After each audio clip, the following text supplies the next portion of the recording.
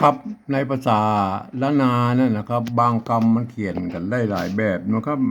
มันก็เอาไปหันก็จะไปว่าอันเอ่อจะไปฟังทึกทักเลยนะครับว่าอันฝ่ายนั้นเขียนผิดฝ่ายนี้เขียนถูกนะครับเพราะว่าอันภาษาละนานั่นเปิ้นถ่ายทอดกันมา7-8 เจนแล้วนะครับไอ้แม่มันจากไอ้เผ่าพันธุ์ที่อาศัยอยู่ในแคว้นนี้นะครับ4-5เผ่าพันธุ์นะอย่างเช่นไตยวนไตลั่วไตลือไตขืนไตยองนะครับแม่เปิ้นถ่ายทอดกันมาจากอันนะครับเพราะนั้นมันมาถึงบัดเดียวแล้วมันไปเจนลูกเจนหลานแล้วนะเฮาก็โอ้โหจะว่าได้นะครับมันก็ไผเขียนแบบใดก็วิเคราะห์นะครับเฮามาวิเคราะห์ตามหลัก การลักเกณฑ์ของภาษาละนาเลยนะครับไม่ว่าอย่างไรนะครับเฮาก็มาละกอยนะครับวันนี้ถึงคำว่าแซบนะครับแซบนะครับแซบนี่มันก็เสียงจัตวานะครับถ้าเอามาเขียนธรรมดามันก็ส่วนมากมันจะเป็นแซบเห็นไหมเอาอย่างนี้มันเป็นแซบได้นะครับอันอ่า หลักหลักการก็คือเฮาแซปเนี่ยมันจะต้องมีไม่แกะหรือไม่แก่นะครับมีไม่แกะหรือไม่แก่นะครับไม่แกะนะครับมันก็ต้องมาจากไม่แกะหรือไม่แก่นะครับเห็นไหมไม่แก่มันก็จะต้องมีแซปเนี่ยมันต้องมีสระเอนะครับไม่แก่เนี่ยไม่จะเอาแซปหรือแซปนะฮะเฮาเฮามากอยตอนตัวแรกเลยนะครับเฮาจะใจไม่แกะนะครับเฮาจะใจไม่แกะนะครับเฮามาดูนะครับ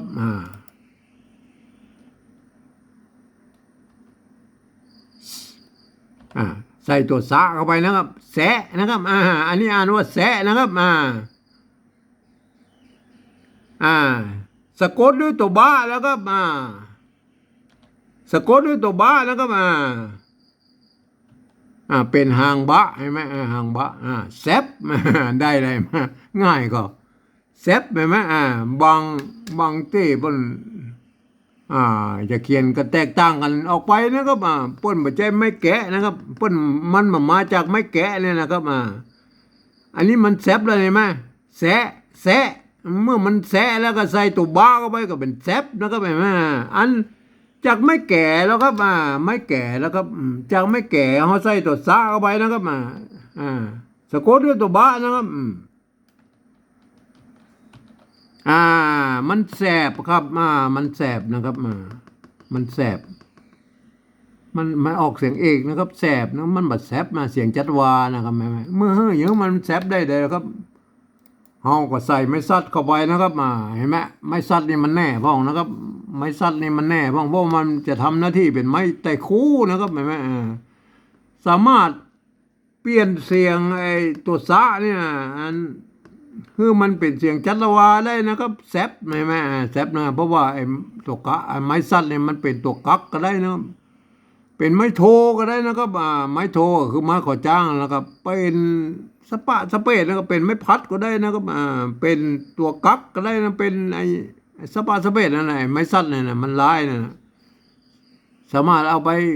กับไอ้ไม้เก่าก็ได้คือมันได้หลายอย่างนะครับมันแน่พ้องไอ้ไม้ซัดเนี่ยนะครับอันนี้ก็อ่านว่าแซปนะครับก็ท่านจะเขียนแบบใดก็ได้นะครับเอามาจากไอ้ไม้แกะนะครับหรือจากไม้แก่นะครับไม้แก่ก็ใส่ไม้ใจคู่นะครับไม้ใจคู่ก็คือไม้ซัดนะครับก็คือแซปนะครับเนี่ยได้ไหมแซปทีนี้มันเฮาได้แล้วนะคำว่าแซปเสียงจัตวาเนี่ยนะครับ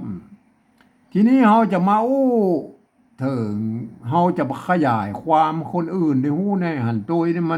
มันยากพ้องนะครับเพราะว่าภาษาละนานั่นแหละมันเป็นภาษาที่มันตายไปแล้วนะครับมันก็เฮาจะขยายความคนอื่นในหู้ในหันตัวนี่มันยากนะครับเพราะฉะนั้นเฮาต้องใจการปริวัตินะครับภาษาก็คือการยืมเอาภาษาอื่นๆนะครับมาปรับเทียบเพื่อเป็นอักษรละนาเนี่ยภาษาละนาเนี่ยนะครับอันภาษาที่มันใกล้เคียงน้อยนะครับกับในภาษาละนาคือภาษาไต้นะครับ ภาษาไต้ก็คือภาษาไทยนั่นแหละครับมันเกิดมาจากที่เดียวกันนะครับ จากป้อขุนรามคำแหงที่เดียวกันนะครับมันก็เลยใกล้เคียงกันหน่อยนะครับ มันจะผิดเพี้ยนกันไปนิดๆหน่อยๆนะครับก็ก็ก็เอายืมเอาอักขระบนมาไม่ได้นะครับ แต่หลักการบางครั้งมันก็มีหลายๆแบบนะครับ การปริวัตินะครับผมเองนะผมใช้หลักการปริวัติภาษาล้านนาของสภาวัฒนธรรมมหาวิทยาลัยเชียงใหม่นะครับเปิ้นตกลงไว้ตอนปลายปี28นะครับเปิ้นตกลงก่อนไว้ว่านะครับการ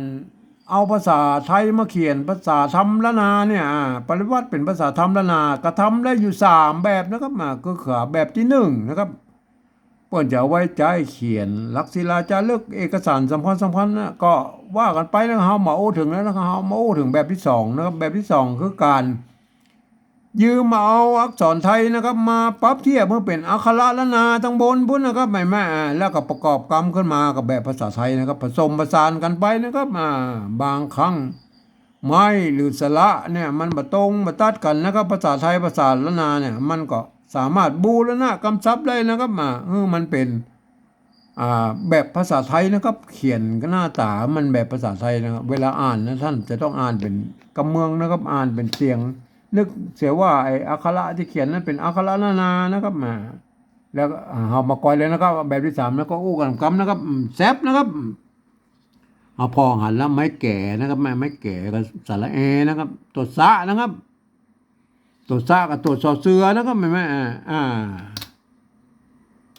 ตัวซะกับตัวซอเสือนะครับแม่ตัวซะกับตัวซอเสือนะครับแม่ตัวบะนะครับอันนี้ห่างบะนะครับห่างบะก็คือตัวบอใบไม้นะครับแม่ไม้กะใช่ไหมไม้กะก็ใส่เข้าไปนะครับเราต้องนึกเวลาอ่านต้องนึกเสียว่าไม้แก่ตัวซะตัวบะไม้กะนะครับก็อ่านว่าตามหลักภาษาล้านนานะครับเขาก็อ่านว่าแซบนะครับอ่านว่าแซบนะครับแม่อ่านว่าแซบนะไม่ใช่ว่าแสบะนะครับอันนั้นมันไทยนะครับแสบะนะครับอันตัวที่2แล้วครับไม้แก่สระเอนะครับตัวสะสอเสือนะครับตัวบะบอใบไม้ตัวหางบะนะครับบอใบไม้อันไม้ซัดนะครับไม้ซัดมันแทนตัวไม้แต่คู่นะครับแทนไม้แต่คู่ในบริบทนี้นะครับเนี่ยอ่านว่าแซบนะครับอ่านนี่นะไม้แก่นะครับตัวสะไม้แต่คู่ตัวสะกดด้วยบอใบไม้อ่านว่าแซบนะครับสะกดด้วยตัวบะนะครับเห็นไหมตัวสะตัวบะเห็นไหมอ่านว่าแซบนะครับทีนี้มันก็ได้แล้วนะครับแบบที่2นะครับแบบที่2ก็เขียนได้อย่างอี้นะครับเห็นไหมอันแบบที่3นะครับหลักการปฏิวัติแบบที่3นั้นเปิ้นบอกว่าอย่างอี้นะครับเปิ้นบอกให้ฟังเอาเสียงภาษาล้านนาตำบลมันเพื่อที่เปล่งออกมานะครับก็คือตามเสียงกระมูนะครับเปิ้นโอ้ไม่ได้เขาก็เขียนไปฉะนั้นนะครับเอาภาษาไทยนะครับเขียนไปฉะนั้นนะครับแซบนะครับก็หลักการก็อย่างนั้นนะครับก็เฮาแซบเฮาบ่พอให้ก็ได้แล้วทั้งหมดว่าอ่านเอาภาษาไทยเขียนเลยนะครับแซบนะครับ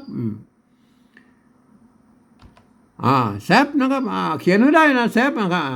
อันนี้มันอย่างเนี้ยอันนี้มันแสบนะครับแสบนะครับแสบซวง มันบ่แสบอะครับแสบมันเสียงจัตวานะครับแสบนะครับมันเสียงเอกนะให้แม่ในภาษาไทยเป็นเสียงเอกนะครับแม่เปิ้นอ่านคนไทยเพิ่นอ่านว่าเสียงเอกนะแสบนะครับแสบแสนแสบนะให้แม่เขาจะฮื้อมันแสบได้เลยครับใส่ไม่จัตวาบ่เนี่ยก็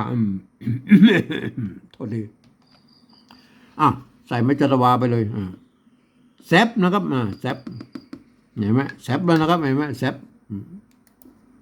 ถึงแม้จะผิดหลักการนะยังภาษาไทยนิดหน่อยก็ว่ากันไปนะครับเฮาภาษาปริวัตินะครับก็ทำได้หมดนะครับแซบนะครับเขาได้ยินว่าแซบได้เห็นไหมอันนี้มันแซบนะครับใส่ไม้จัตวาบ่นะครับคือมันเป็นแซบเสียงจัตวานะครับเห็นไหมเอาอย่างนี้นะแซบนะอันนี้อ่านว่าแซบนะครับแซบอันตัวกลางแล้วครับอ่านต้องใช้หลักการดูนะเป็นภาษาล้านนานะครับไม่แก่นะตัวสะตัวบะนะครับ ไม้กะนะครับอันนี้ไม้แต่คู่นะครับ ตัวซัดไม้ซัดนะครับเห็นไหมต้องอ่านว่าแซบนะครับไม่ใช่แสบะนะครับอันนี้ก็อ่านว่าแซบนะครับเห็นไหมอ่านว่าแซบนะครับอ่านในภาษาละนาทางบนเปิ้นเขียนได้อยู่สองแบบอย่างนี้เห็นไหมตามหลักภาษาละนาแล้วนะครับเห็นไหม